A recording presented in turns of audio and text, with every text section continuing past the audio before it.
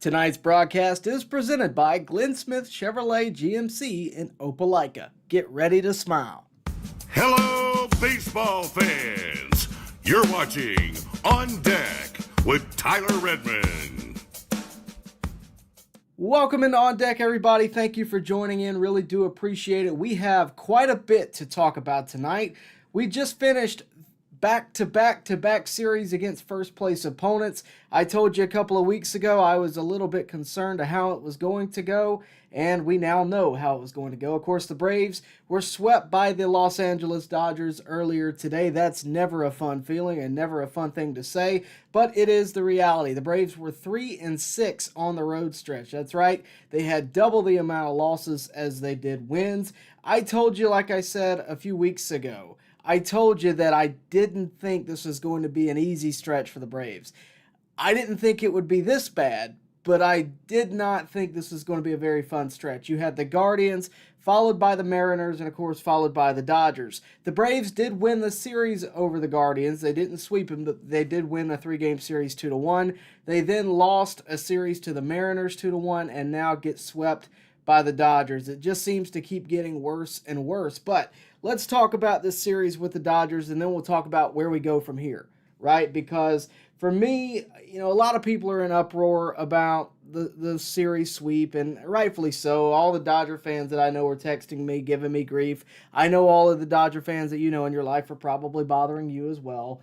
And look, the way I view this series, game by game anyway, Game 1, you have nothing to be upset about team-wise. There's just nothing to be upset about. You went to extras with the Dodgers, and they came out on top. You ran out of bullpen arms. It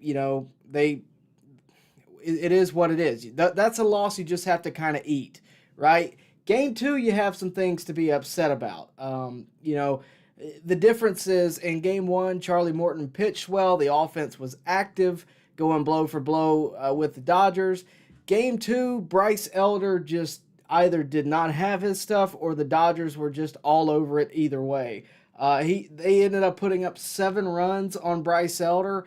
That is not a good look. And, the thing about it is, I told you last week after we saw Reynaldo Lopez against the Mariners, and, Reynaldo Lopez was able to handle himself. He gave up 3 runs, but it wasn't out of reach for the Braves. This game was different than that.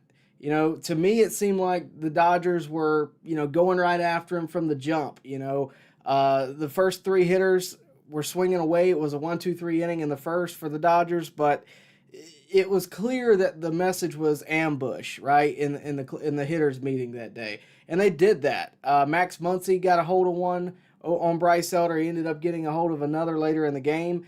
But they got to him. And, the difference again is you have one game where your starting pitcher really gives you a chance in Charlie Morton in Game 1, but then Game 2, the wheels fell off. And, it ended up getting to 11-2 by the end of it. Bryce Elder was unable to get out of the 4th inning. He finished the day with 3 1/3 pitched, 7 earned runs, and 4 walks. And again, this is what I was talking about the other day when I mentioned that I was excited to see what Reynaldo Lopez and what Bryce Elder could do. Not because I necessarily thought they were going to do well. I wanted to see where our weaknesses were. I mentioned this the other day. We have to expose the weaknesses.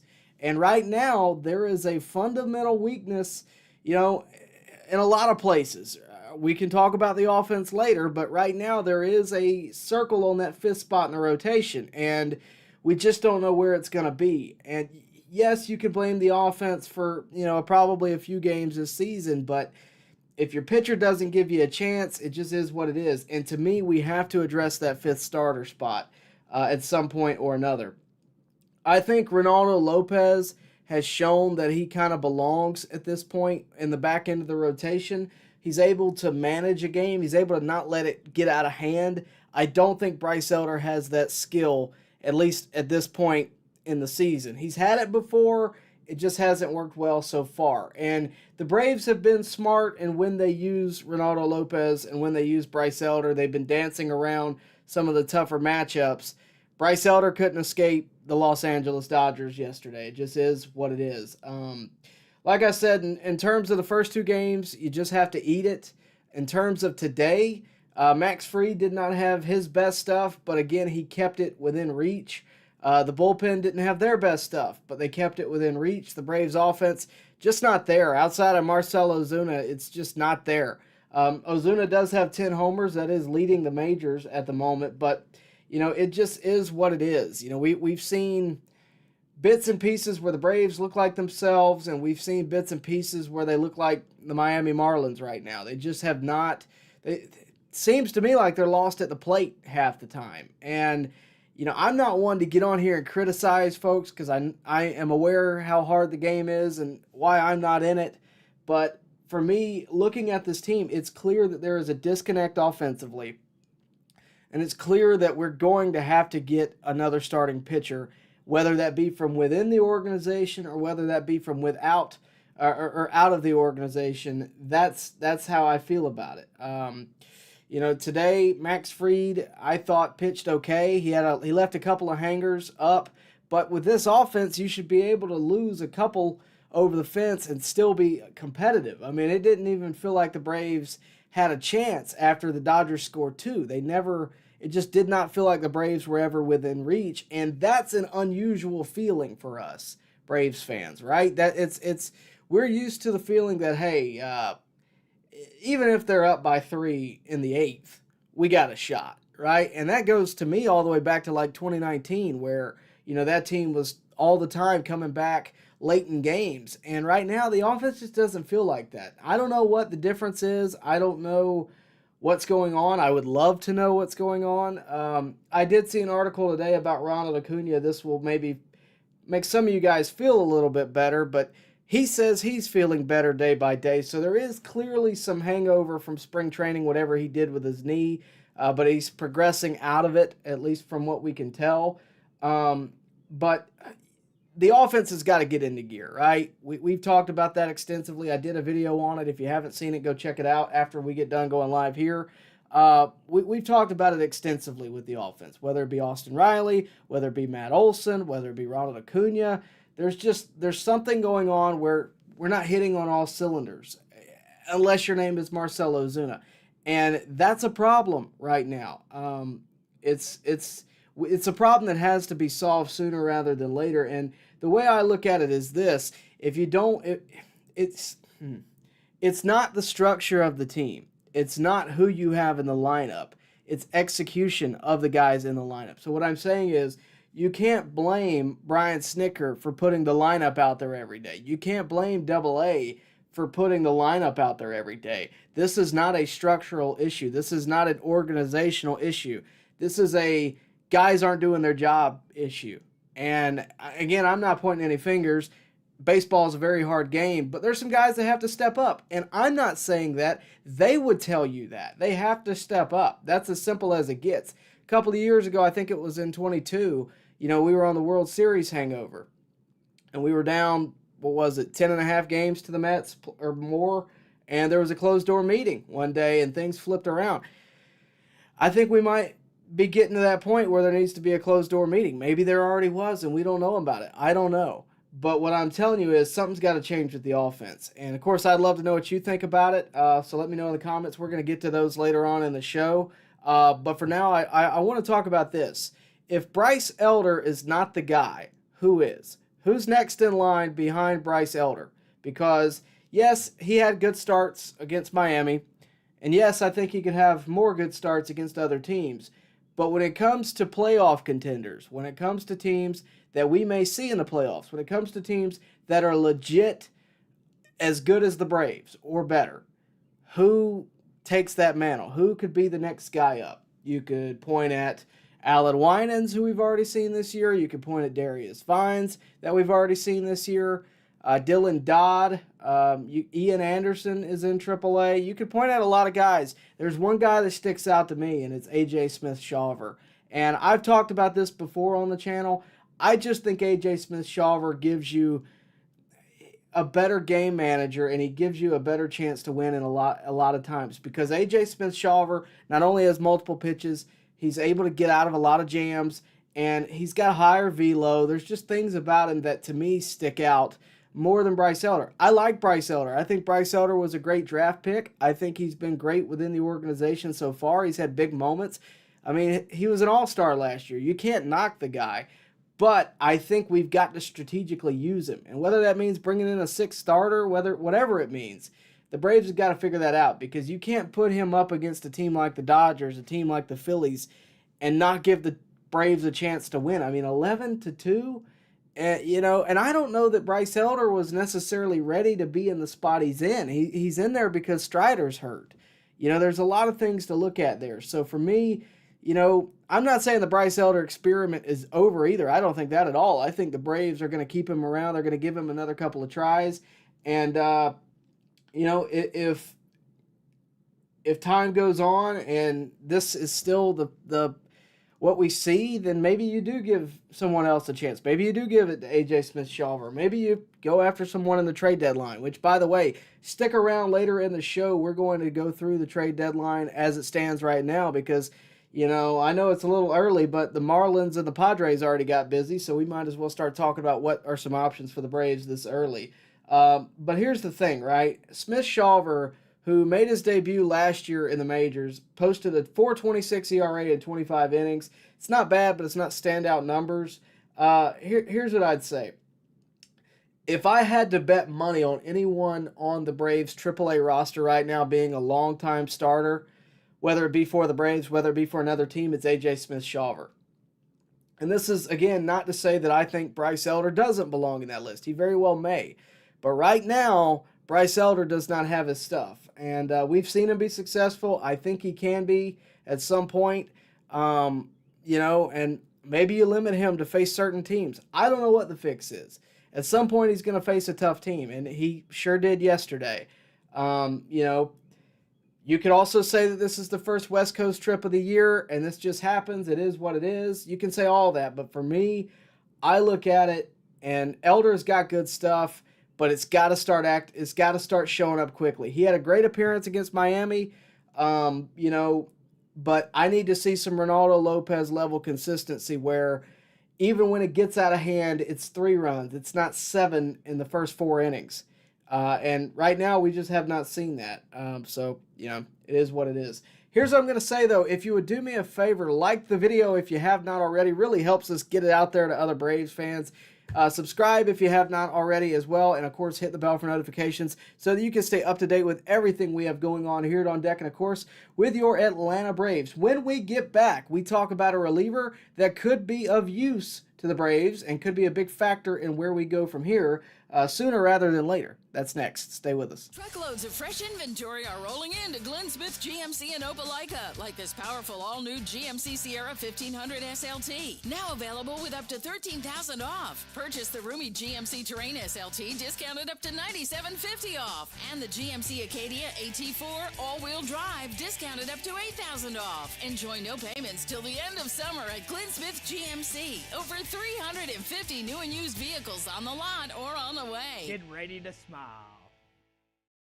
It's truck season at Glenn Smith Chevrolet in Opelika. Check out the powerful full-size and fully loaded Chevrolet Silverado LTZ, discounted up to $13,000 off. Or the roomy midsize 3-row SUV Chevy Traverse, discounted up to $6,750 off. And the perfect size Chevy Equinox up to $8,500 off. No payments until the end of summer. Over 350 new and used vehicles on the lot or on the way. Get ready to smile. Welcome back, guys. Thank you again for being with us. Really do appreciate it. One more reminder, if you would, just like this video and, of course, subscribe to the channel if you have not already. Really does help us grow. And also, if you know a Braves fan that doesn't know about our channel, please let them know. And it really would help us. So here's what we're going to talk about now. The Braves bullpen has been a topic of discussion among Braves fans for the past couple of nights. If you were throwing it back to Game 1 against the Dodgers, of course, the Braves went into extra innings. I want you to keep that in the back of your mind when we're talking about this. But there is a conversation going around social media right now. You may have seen it. We're going to give our thoughts on it. There is a reliever down in the minors right now for the Braves. His name is Ken Giles, or 100-mile-per-hour Giles, as they call him. This is an interesting thought. Could it be time to bring up Ken Giles? Ken Giles has battled injuries over the years. At one point, he was one of the game's best relievers. Has not aged to that, again, battling injuries. But the Braves picked him up in the offseason. We talked about him in our spring training videos. He pitched fairly okay in spring training and, of course, was sent down to AAA, where in my mind he's being kept as storage for the Braves to pull out either in a time like this or a time later in the season when, maybe someone's hurt, maybe someone, you just need an extra arm, right? We'll see. But this is what I think. This is an interesting thought to bring up Ken Giles, because one thing that Giles is able to do is throw high velo. He's got a 2.45 ERA, 11 innings pitched so far this year in the minors. He's got a 10.6 strikeout per nine, so he's doing pretty good. He's looked great. And I was even thinking about him back in that game one that I mentioned earlier against the Dodgers. Once we went into extras, and Jesse Chavez was on the mound. And look, we all love Jesse Chavez, but if you remember, Jesse Chavez, he's not the kind of guy you want in a high leverage situation. And make no mistake, bottom of the 10th inning, runner on second base that he did not put there is a high leverage situation, especially when it's the go-ahead run. This is what I would think. He came out to follow Raisel Iglesias. And again, we love Jesse Chavez. He recorded one out and then gave up the walk-off hit. And I'm sure many of you, before that happened, were like me with bated breath, hoping for the best, but at your core, you really didn't like the situation. Why is that? Why is it that even with a guy like Jesse Chavez, who we all admire, we all respect, we all know what he can do, why don't we feel good about it? Because I know I didn't. I was concerned immediately when I saw that was who they were going with. It's because as good as Jesse is to have in your bag of tricks, he's not a high leverage guy. He is a low leverage, multiple inning type of relief pitcher. It's just the role he plays. And he plays it extremely well. He's able to limit damage and he's able to cover innings that, other guys would have to cover if he was not there.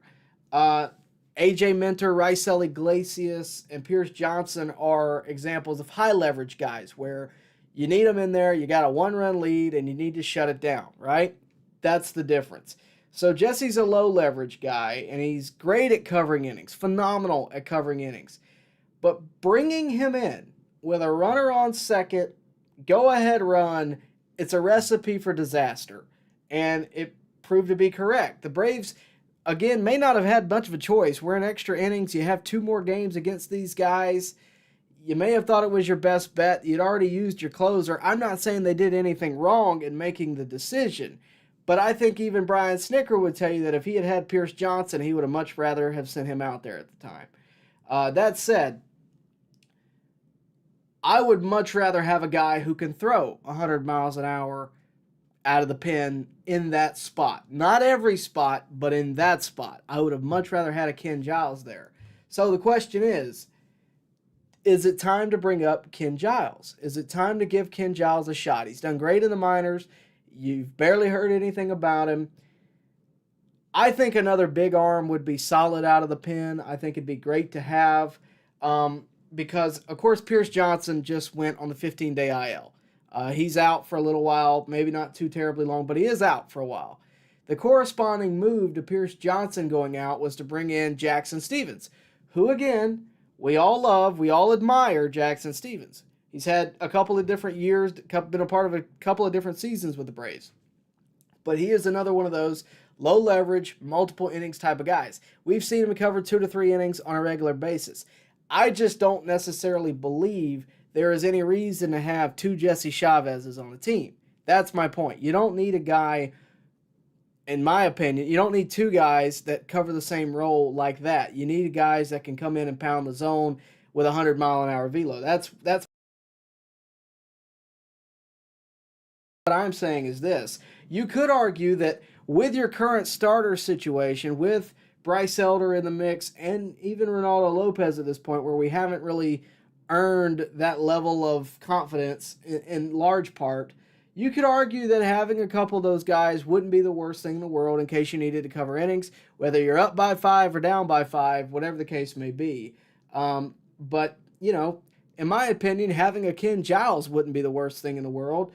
So why wouldn't the Braves do it? Well, The biggest problem with it is the Braves know that he's coming off of injuries. They know they're well aware of it, and they're probably trying to save him for either the latter half of the season or they're trying to keep him, under control, right? Where they can keep an eye on him and make sure he's not, going to damage himself further. But it's also the fact that, Ken Giles doesn't exactly have a lot of options. If they option him, he's DFA'd like that. So, it is what it is. If it doesn't work out immediately, they don't want to have to send him down, DFA him, and potentially lose him. But beyond that, they just don't want to deal with that. They want to make sure he's going to be good to go once they bring him up. But, the way I've looked at Ken Giles since we signed him, when everyone was healthy and everyone was good to go, the way I've looked at Ken Giles was this. Consider him a secret weapon for the postseason. And it's a good thing to have. It's a good thing to have arms down in storage, to have guys that you can count on if someone was to get hurt or if something were to happen or, you just need another arm. It's a good thing to have. However, considering the series the Braves just had, considering the last 9 games that the Braves have had, they may have to go to their bag of tricks just a little early. That's going to wrap up that segment. When we get back, we're going to look at a starter that's out there in the market right now that I think the Braves could possibly sign, and we'll let you know why when we get back. But remember, guys, like the video, subscribe to the channel, and hit the bell for notifications if you have not already. And, of course, we really do appreciate you. Get your comments in, too, because we're going to get to those in just a few minutes, but we'll be right back. Truckloads of fresh inventory are rolling into Glenn Smith GMC in Opelika, like this powerful all-new GMC Sierra 1500 SLT. Now available with up to $13,000 off. Purchase the roomy GMC Terrain SLT, discounted up to $9,750 off. And the GMC Acadia AT4 all-wheel drive, discounted up to $8,000 off. Enjoy no payments till the end of summer at Glenn Smith GMC. Over 350 new and used vehicles on the lot or on the way. Get ready to smile. It's truck season at Glenn Smith Chevrolet in Opelika. Check out the powerful full-size and fully loaded Chevrolet Silverado LTZ, discounted up to $13,000 off. Or the roomy midsize 3-row SUV Chevy Traverse, discounted up to $6,750 off. And the perfect size Chevy Equinox up to $8,500 off. No payments until the end of summer. Over 350 new and used vehicles on the lot or on the way. Get ready to smile. Welcome back into Braves on Deck, everybody. Thank you for being here tonight. Go ahead and get your comments in. We're going to read through all of them before we get out of here tonight. Make sure to do that. Remember, though, Super Chats do get you priority. They get you moved to the front of the line, and we will read those first. So if you want them in early, make sure you Super Chat. And, of course, all the money you give goes directly into the channel, and it supports us to grow. Of course, we're growing. You've seen the ads rolling. That's a new thing to the channel. We're making sure we develop and, of course, make this product better for you, better for us, and, of course, better for the Braves community. But to do that, we need it to grow. So please do us a favor, like the video if you have not already. Of course, subscribe to the channel and hit the bell for notifications. So we have one more segment that I want to talk about tonight, and it's this. The idea of waiting until the trade deadline has gone out of the window with this Luis Arias trade from Miami to San Diego. It's completely out of the window, right? And great trade, by the way, for the Padres. They get a bat that, is akin to Tony Gwynn, fitting, right? But for the Marlins, they get prospects. It is what it is. But I'll be honest with you. I would have thought the Marlins would have waited until the deadline because that's, in theory, when Arias, his value would be at its highest, right? That's typically the way this goes, is either it's at the deadline, it's a couple of weeks before the deadline, it's middle of summer. Guys, it's May, and Luis Arias just got traded across the country. It's a weird time, and maybe this is a sign that this is going to be a more active trade market this year. And if so, number one, that is great for the Atlanta Braves, who are in need of a starting pitcher.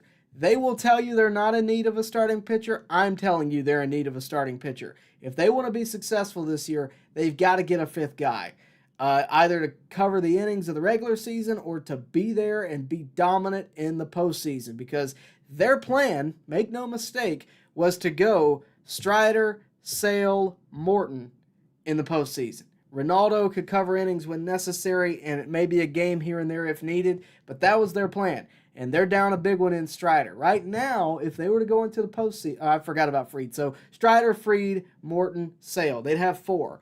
But now if they were to go, they'd only have real 3 Bulldogs out there. And that's not where they want to be. I think they got to get another one. And, I think the offense is fine. I even think that you could possibly trade away either Duvall or Kelenic if need be come the trade deadline, because you have 2 left fielders. I think they could both they could both be a trade piece depending on who the Braves want to keep more or who the other team wants. But who could the Braves trade for, right? Who could we go after? And it's early. I'm well aware it's early. It's too early, to be honest with you. But nobody saw Luis Arias coming. This is what I'm telling you. I think could happen if anything. There are 2 teams that to me are out of it completely. Mathematically, maybe not, but common sense, they're out of it. And one of them has already started to sell. That's the Marlins, right? The Marlins, in my opinion, don't have anything pitching-wise that I'm super impressed with that they're going to be willing to trade for. Most of their great arms, most of their guys that you would want, the guys that you're probably playing in your futures cards on MLB The Show, most of those guys are, too young. They're not going to be able to really help the Braves now. And beyond that, the Marlins aren't going to want to lose them because, frankly, they're cheap and they may have a future in a Marlins uniform, right? So to me, the Marlins, you could point out Jesus Luzardo. There's guys you can point out. I just don't see it. I just don't think it's there right now with the Marlins. However, there is another team that to me is out of it. They have a similar record with that Miami does. That's the Chicago White Sox. And we've made trades with the White Sox before. This is not something that's out of the ordinary. I saw a comment earlier about Aaron Bummer. That's a trade that we made this offseason. Of course, we sent a lot of names over there for Aaron Bummer. Maybe we have a repeat performance in the regular season for some starter. And the one that I've circled, if you were watching a couple of streams ago, I showed you my spreadsheet where I go through, all right, these are the teams that are sellers, these are the teams that are on the verge of selling, may make the decision, and these are the teams that aren't selling at all, right? We went through that. The White Sox were a team at the top of the list, and there was one guy in that rotation that I think is a strong possibility that the Braves could sign. Yes, guys, I'm aware it's May, but let's just explore the possibility, okay? Eric Fetty is the one to me that if you're going to look at trades right now, Eric Fetty is the one that makes the most sense. He's got a good enough ERA and good enough numbers overall to be an upgrade from Bryce Elder, Dylan Dodd, or whoever may come within the ranks of the Braves this year. He's got a 3.46 ERA through 7 starts, but he is also a free agent at the end of this year. And that's a key part of this. That's a key component of this. Eric Fetty, he's not going to be your frontline guy, but he's going to be a good back end of the rotation guy.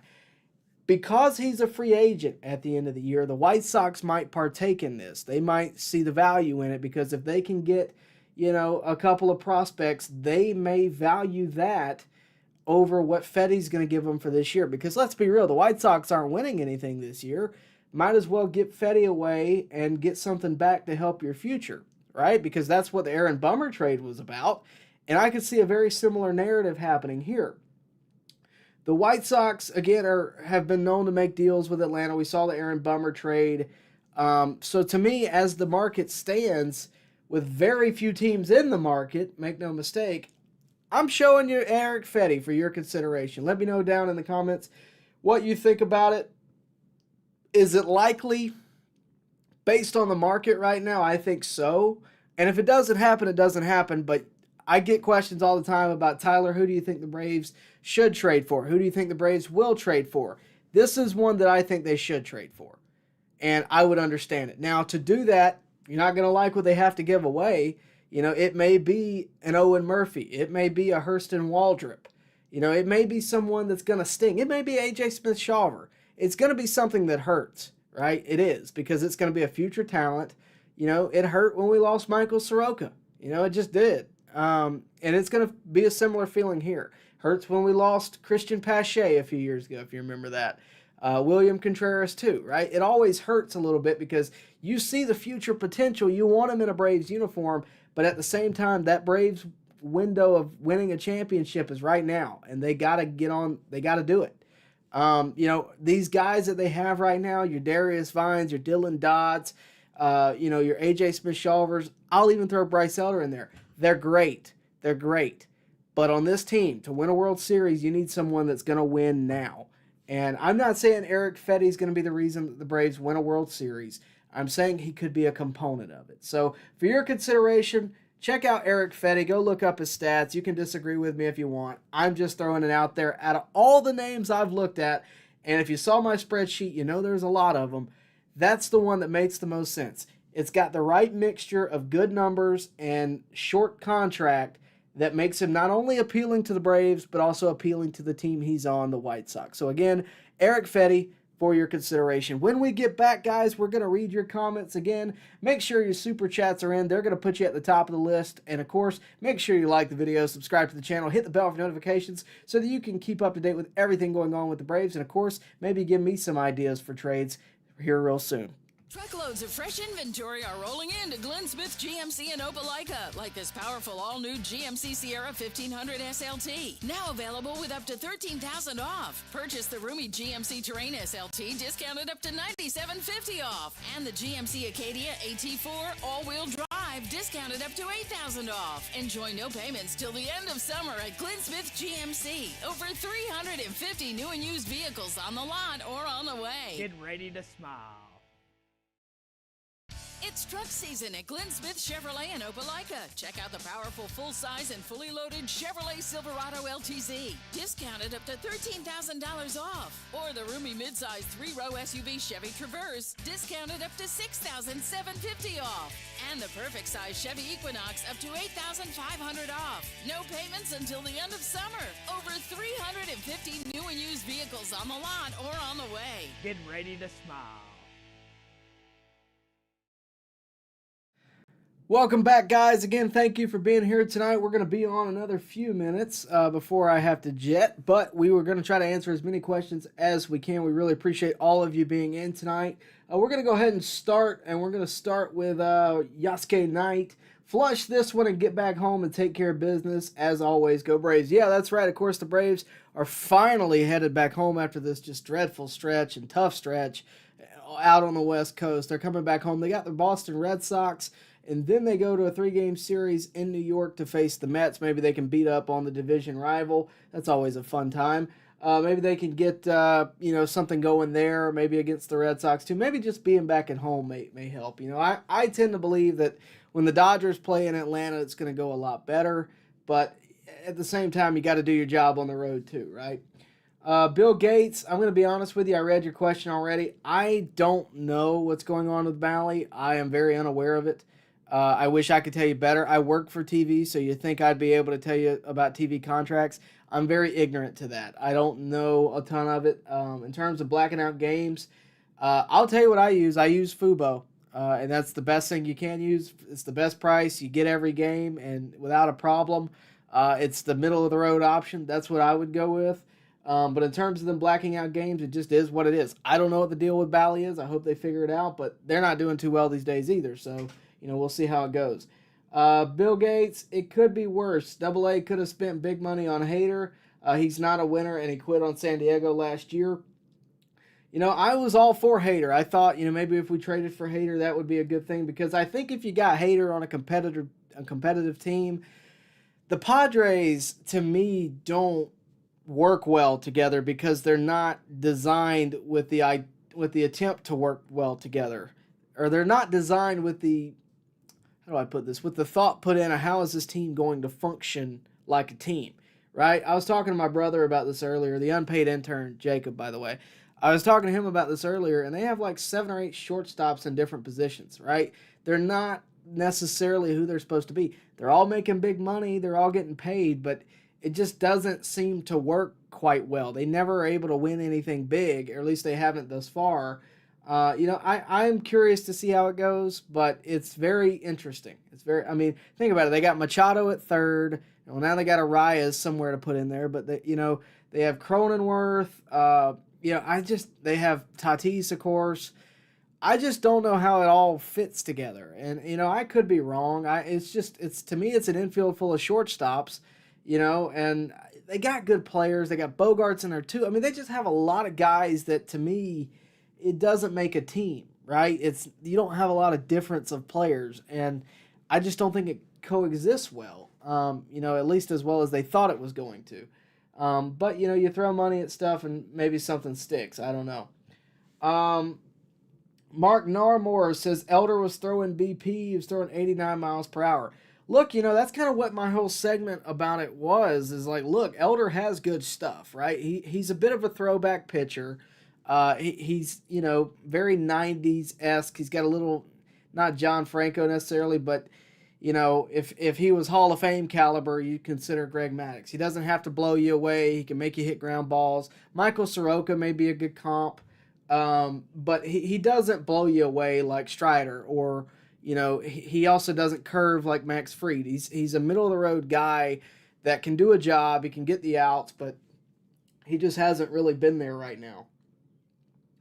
But again, 89 miles per hour, you brought that number up. I agree with you, because to me, the Dodgers were just all over that. And to me, in the big leagues, if you're going to be successful as a starter every fifth day, in this day and age, you got to be touching 94. I mean, as a base, I'm just saying, that's just my opinion. But I mean, Leo Mazzoni would disagree with that. I know he would. He just the concept of pitching, and really it is about changing speeds. You don't have to throw 104 if you have an 89 mile an hour curve and a 94 mile an hour fastball, right? But when you're not able to distinguish between the two, or you're not able to mix it up enough to where hitters are off time, that's where you run into problems. And that's what we've been seeing out of Bryce Elder, in my opinion, right? He also caught a lot of the middle of the plate. And it just is what it is. The Dodgers took advantage. Let's see. Billy Power Max says, well, this was a painful weekend. I completely agree with you. It was a terrible, terrible viewing experience anyway. Mark Narmore says, thank God we signed Chris Sale. And if you remember, Chris Sale was a controversial signing. It wasn't one that, I wouldn't say controversial, but it wasn't one that everybody was behind necessarily, right? If you remember, we gave away Vaughn Grissom to the Red Sox for Chris Sale. And, I was like, oh, okay, I kind of like that. I didn't expect it, but I kind of liked it. And I think more people have come around to it as the season has gone on. But when it first happened, you had people going, ooh, I don't know. That dude's been injured a whole lot in his career. And look, it may come to bite us. I don't know. But for me, I was like, man, I like that. That dude's a gamer, and he's going to be a big factor in the postseason run. I still think that's the case. But yeah, you're right. Thank goodness we did, especially all things considered with Strider and everything else. It's a blessing, really, that the Braves went after Sale. Let's see. Oh, we got a super chat. Thank you for that, first of all. Lady Braves 1993 says, how about going after Garrett Crochet as a starter? Now, that's one that I would love to do, to be honest with you. I would love to get Garrett Crochet. And I think the Braves would ask about him. The reason I didn't bring him up, it's not because of who he is. It's not because of what he does. It's not even about his ERA that's a little higher than it should be. It's nothing about that. It's everything to do with the fact that he's not a free agent until, I think, 2028. That's what the balance is, right? So when I brought up the fact that, hey, you got to have someone who's got good numbers, but you also need someone who's a free agent at the end of the year, or a free agent maybe after the end of next year. You don't want someone that the White Sox are banking their future on necessarily in the trade, because I don't think they're going to go for it. Now, if they do, you better believe we're taking them off the rack. But I just don't think the White Sox are going to do it. And if they do it, we're going to have to trade away Hurston Waldrop, Owen Murphy, and maybe even Adam Duvall to get that done. I mean, we're going to have to give away quite a bit. And I don't know that the Braves are going to be gung-ho for that. I think Eric Fetty is one of those middle-of-the-pack guys that we can get. Because here's the thing. As much as we'd love to have another Strider, you don't need it. You have a Chris Sale. You have a Max Fried. You have a Charlie Morton that can carry the load. You also have Ronaldo Lopez, who's been pretty good. You need a guy on the back end of that rotation who's going to consistently give you a chance to win, and that's Eric Fetty. Now, again, if we can get Crochet, I'm all for it. But again, I just don't think the White Sox are going to go for it. Great question. I'm glad you asked it, and I meant to talk about it. So thank you. And again, thank you for the super chat. Really do appreciate that. And guys, remember, if you super chat, we will of course give you priority. We're going to move you to the front of the line like we did Lady Braves 1993, who had a great question. We really do appreciate that.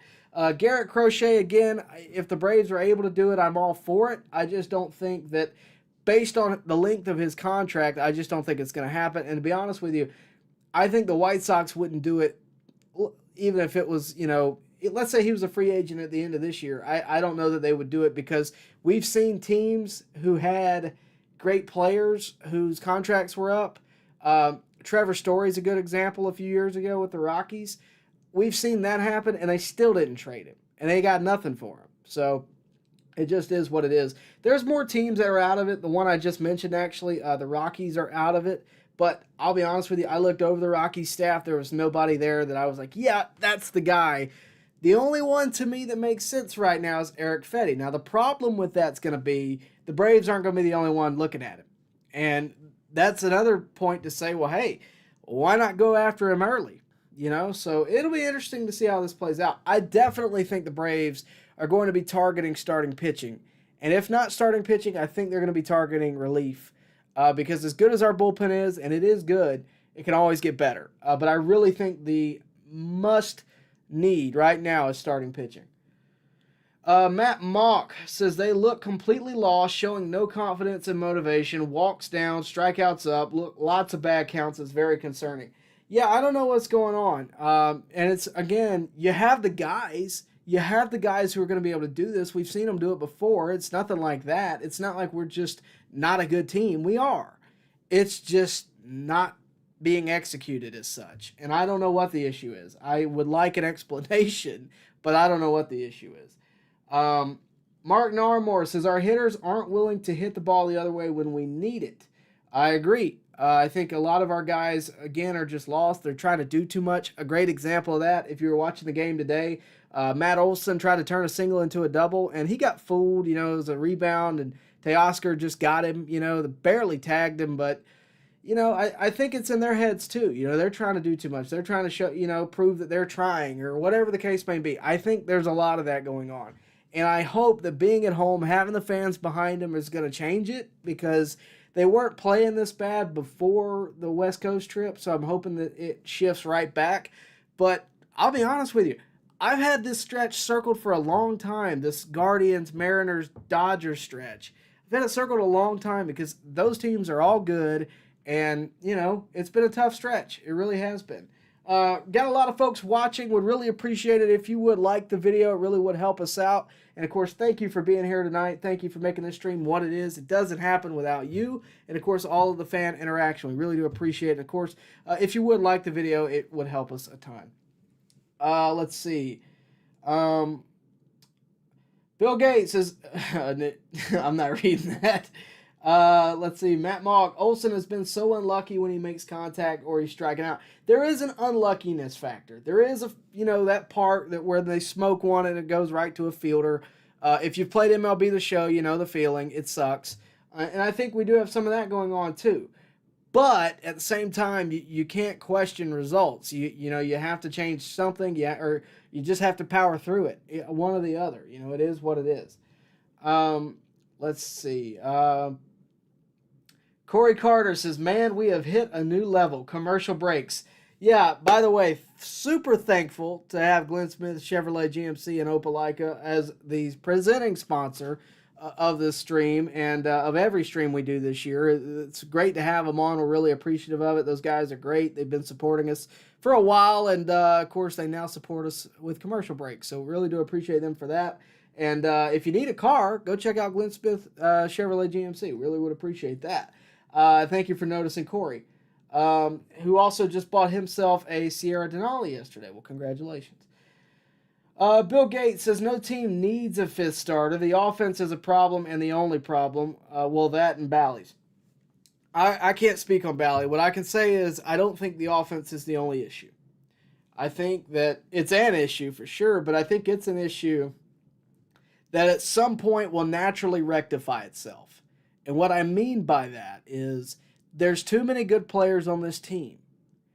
There's too many all-stars. There's too many, frankly, MVPs level players that the offense is not going to last like this. It's just not. At least it shouldn't. The pitching, I think, is the problem we can look at on paper and say we don't have a guy right here that we need.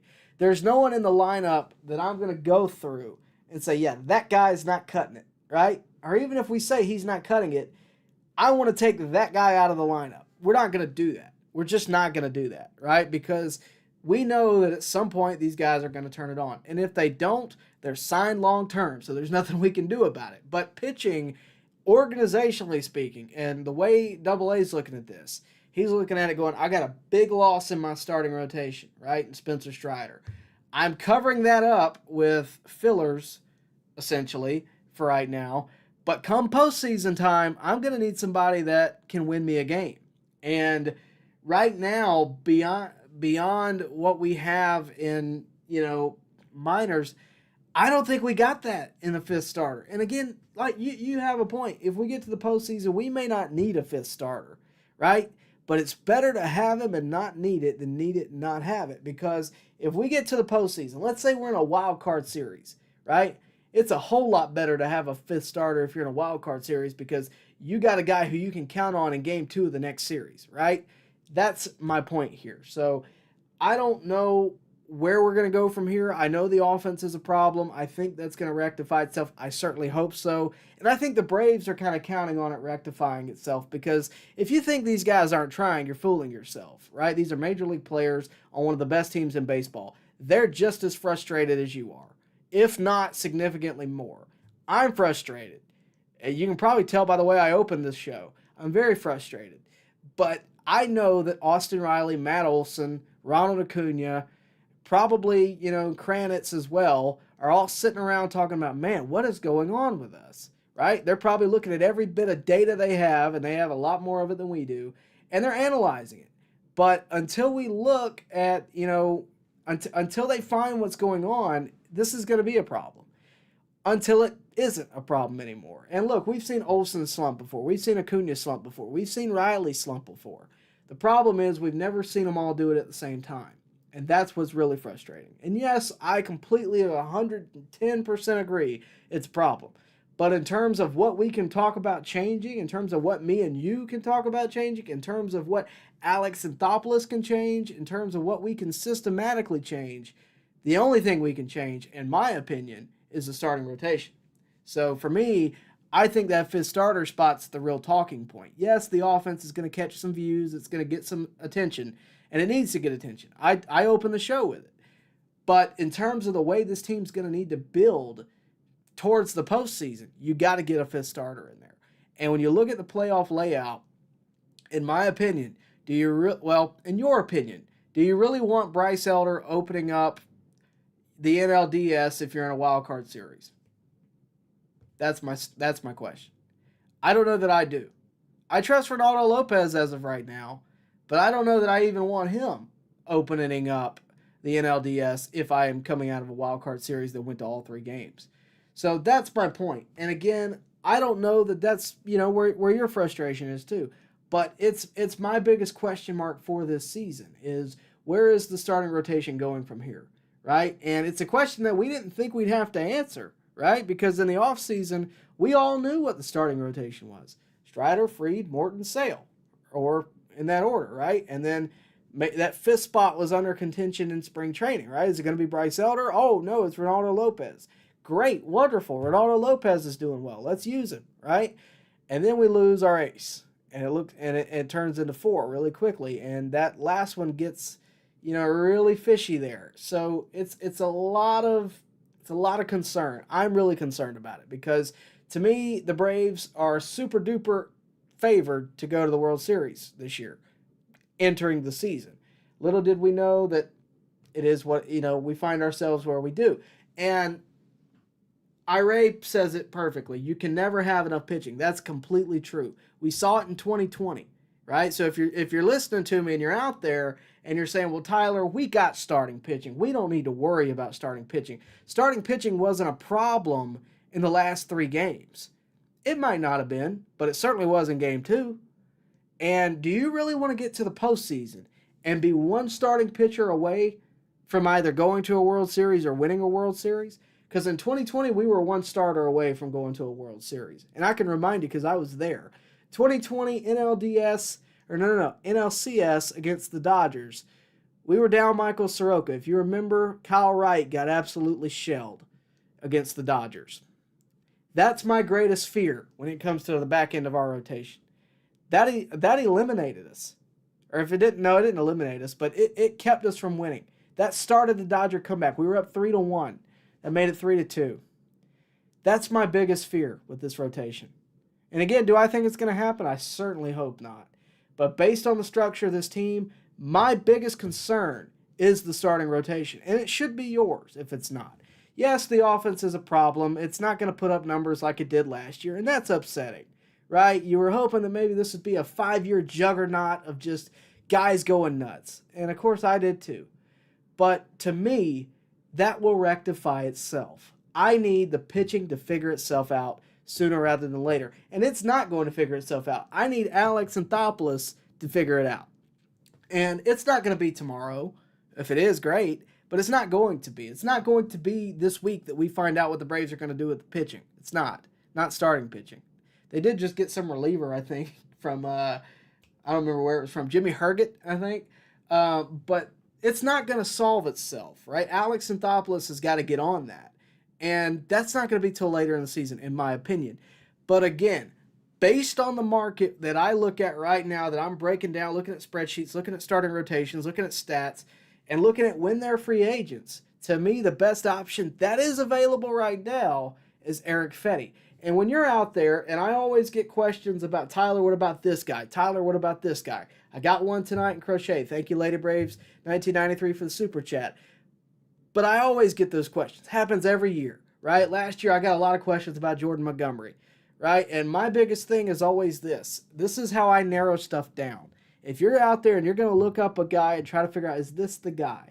You need to look at 2 things. You need to make sure his numbers are good, which a lot of you already do that. That's the easy part, right? Hey, Josh Hader's out here, and he's got a sub-1 ERA all year long. You know, we all know, right? When's he a free agent? How's his team doing, right? Is his team a seller or not? That's how you narrow it down first. Are they a seller or not? Right now, you got 2. You got the White Sox, and you got the Miami Marlins. There will be more. The Angels are up there close to it. The Rockies are close to it, if not already. They're going to be there. And those are the teams you need to start circling going, okay, this team's going to be out of the playoff conversation. They're going to be a seller at the deadline.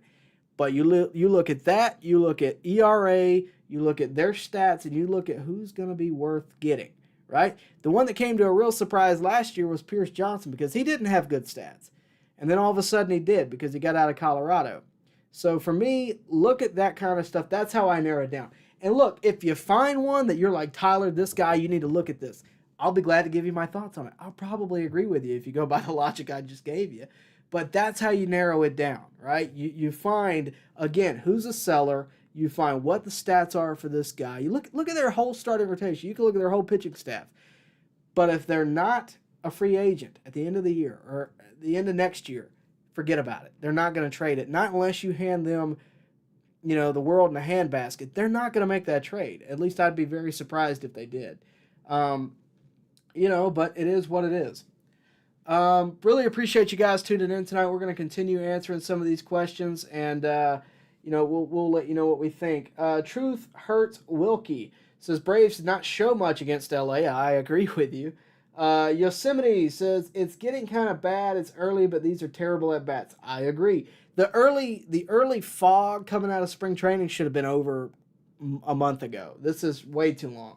Matty F says, I don't know about Acuna. Guy has been chewing on his card while fielding balls, giving up right after the ball leaves the bat, slamming his bat when he hit a home run. He's kind of irritating me. Is there some MVP hangover? I don't know. I don't think it's an attitude problem. I think we would have heard about that by now.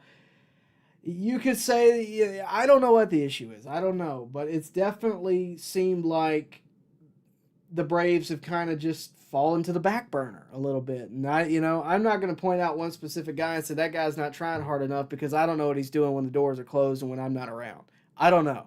But what I do know is the results are not showing it, and that's got to change, right? I don't believe that, the effort is not there. Because, again, if it wasn't, you don't think every media personnel would be telling us that? I do. I think the effort's definitely there, and I think something's going to shake here soon. But, time will tell. Time will tell. Yosemite says, people acting like, quote, it's fine, aren't watching the same games. Uncompetitive ABs, top to bottom, is not good. Don't talk expected batting average and exit velo to me when we're scoring 2 runs a game.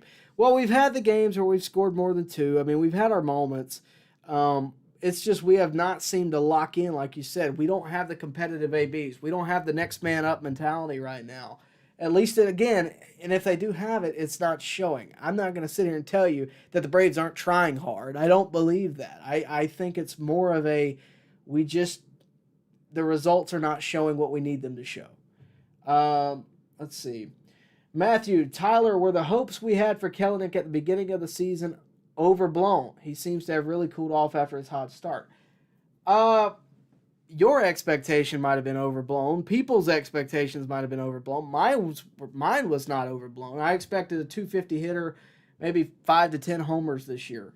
I didn't expect Superman coming out of there. So if he got hyped up, he's not to blame there. The false hype was to blame there. I liked Kelenic a lot for a few reasons. I liked him a lot for the potential of what he could do, because I saw him in Seattle and I thought he was a good player then. But that was also before we had Duvall. He only plays half the time. And the other reason I liked him was because of his attitude. I met him in spring training, and there were 2 guys that were super nice and super accommodating that I did not know before. Let me state that. I didn't know these guys before that were just super nice and super accommodating. And one of them was Jared Kelenic. The other was Forrest Wall. And I'm going to tell you something. Kelenic is happy to be here. By the way, he was not doing well when I met him. His spring training was not very good. Kelenic's going to be somewhere in the middle of the road. 250 hitter, 5 to 10 homers, right? I don't even think he's hit his first homer yet. Who cares? If he gives me 250 batting average in the 9 hole, I'll take it. I'll take it because I know who's coming up after him. That's the key there, in my opinion. Yosemite says, Kelenic is the 9-hole hitter. He's getting on base. The problem is that everyone else is bad. Ozuna is coming back to earth, and Travis d'Arnaud can't do that all year. Agreed. Completely agree. Let's see. Yosemite says, Kelenic is doing exactly what you wanted to do. The problem is everyone else is really bad. Why are we concerned about a 9-hole platoon bat? I'm not concerned, for the record. I am not concerned. Matty F. wants to know about Sonny Gray. Sonny Gray. Yeah, I'll do Sonny Gray. I looked at him the other day, and I think that he's definitely a candidate later on. The way the market is right now, I don't think he's there because I just don't think his team's a seller just yet. And, that can change sooner rather than later. Give it a couple of weeks, and I'll tell you differently. But, I don't think where he's at is a seller. Yeah, I don't think the Cardinals are there yet. But he does have an 0.89 ERA sold, right? Through 30 innings sold. He can be my back end of the rotation at least, if not a little higher in the conversation. So, yeah, in terms of the Cardinals trading, let's see, MLB standings. I'm literally taking you through my science as we go. This is just a quick check. I'm not checking any deep stats, so, bear with me. But the Cardinals are at the bottom of their division, but they're only 5.5 games out of first.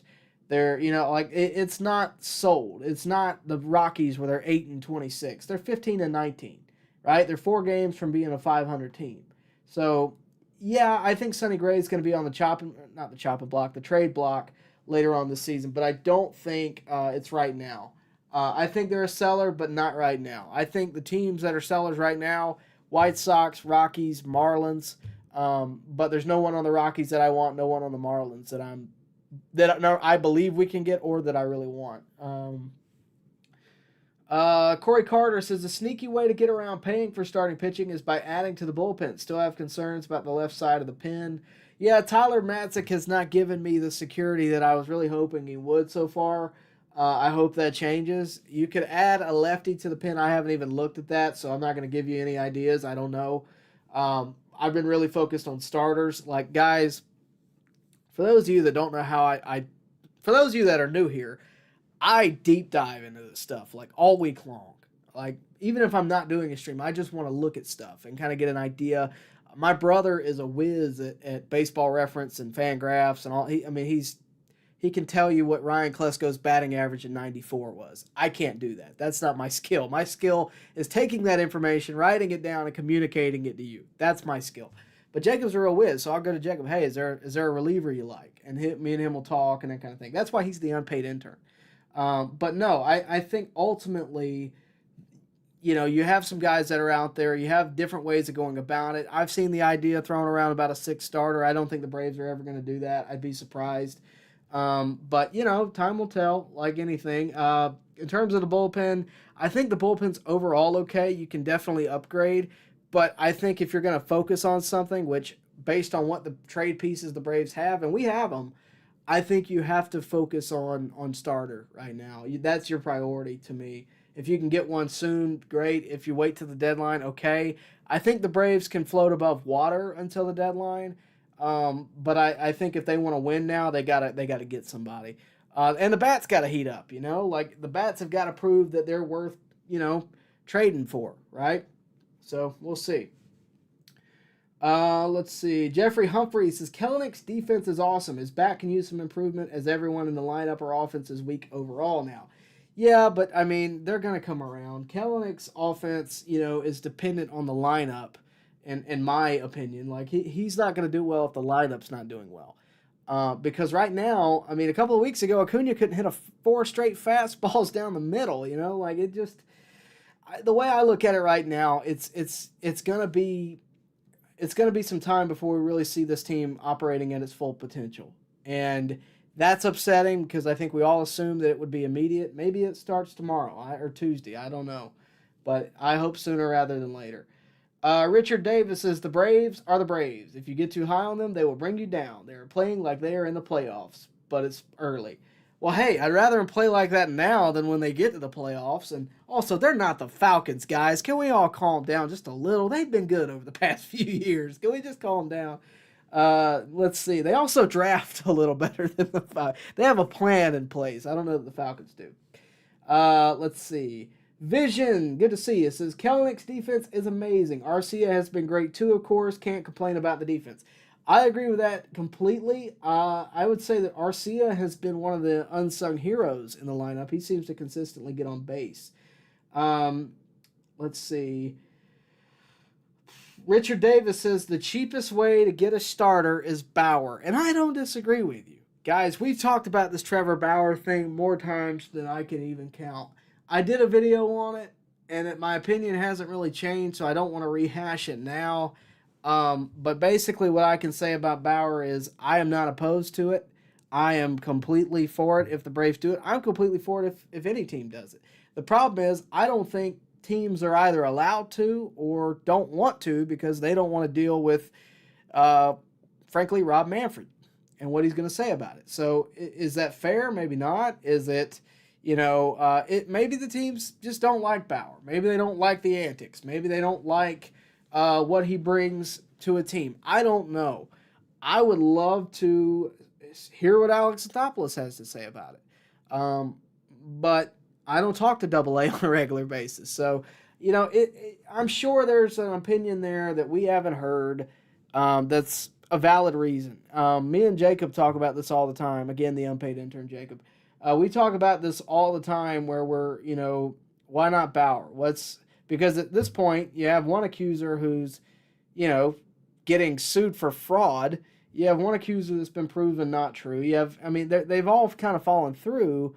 But the one thing that hasn't fallen through is the banishment, right? The official banishment it's gone, but no team's taking him. And look, he's not the only one that seems to be on the outs. I think of Yasiel Puig all the time. That guy's still playing, I think, in the Dominican. And he's not on a major league contract. I don't know why. Just one day he was gone. We were the last team to sign him, of all places. But no, I mean, he's not the only guy that doesn't get a shot, but he is the only Cy Young Award winner that is in this predicament. I will say that. And look, I think Bauer deserves a fair chance. I do. I'm a believer in that. I think he's good for the game. I think he gives, the game a different audience because, frankly, people watch his YouTube content. I was a connoisseur. I'm still a connoisseur of his YouTube stuff. It just...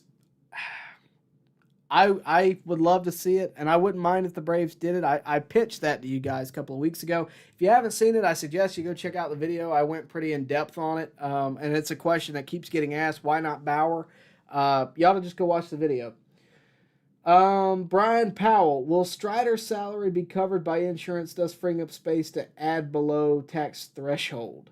That's a great question, and I'm not a lawyer, so I'm going to stay away from it. I don't think so. I think we just cover that. I mean, you pay the contract based on, expectation and what you hope for. I mean, injuries all in all included. And to be honest with you, Strider's contract's not too terribly bad. I don't think so, though. Corey Carter says that Bauer's paying for his reputation as a whole. I agree with that. Whether you want him back or not, I mean, it's the reputation that's keeping him out. And probably his relationship with the commissioner. That doesn't help matters. Vision Music Works. Haven't heard much about it lately, but is Chipper still working as a hitting consultant? I assume so. When I was in spring training, I want to say he was in the dugout. Yeah, I'm pretty sure he's in the dugout. So I think he's still there. You don't see him a lot when you go to games, but I'm pretty sure he's still there. Probably before the gates open, he's in and out, and I'm sure that even if he isn't working in that role, he's probably doing this right here with Riley. You need to work on this or that, right? I'm sure that's going on. I'm going to answer a couple more, and then I got a jet. Truth Hurts Wilkie says, Julio Urias is out there, but he will probably be suspended for at least a year, probably. I don't think they're going to touch him. Richard Davis says, not that I like Bauer that much, but he needs to be in MLB. I agree, right? Like he's a controversial person, right? Like the world is controversial right now. Everything's controversial. But if you bring him in, half the baseball fans of the world are going to hate it. The other half's going to love it for whatever reason. And then you'll have some middle ground where they're just like, all right, can we just play baseball, right? That's where I'm at. And I try to be fair. And so far, I haven't seen anything in this case to make me go, yeah, Bauer has no business being back in MLB. I don't see that here. But, I'm just one guy in Georgia, that would like a starting pitcher for the Braves. But that's really all I got to say about it. Anybody wants to get a last-minute comment in, go ahead and do it. But we're going to go ahead and wrap it up. Again, we are so thankful to be sponsored tonight by Glenn Smith Chevrolet. They present every show. They are our presenting sponsor. And if you have not checked out Glenn Smith Chevrolet GMC, you can check it out right there, www.glennsmith.com. It's in Opelika. They have a great selection of vehicles that we'd really appreciate if you go check them out. And, of course, we are so thankful that they are here with us. I don't see any more comments, so I'm going to go ahead and wrap it up. Guys, y'all have been great tonight. The series with the Dodgers stunk. We can all agree with that, but at least we made it a little better by coming here tonight and doing a live stream. Again, thank you for being here. Thank you for liking the video. Thank you for subscribing to the video, or subscribing to the channel, rather. And, of course, thank you for hitting the bell for notifications so that you know next time we go live as well. And, of course, please, again, if you have not already, subscribe to the channel. We'll see you next time right here at On Deck.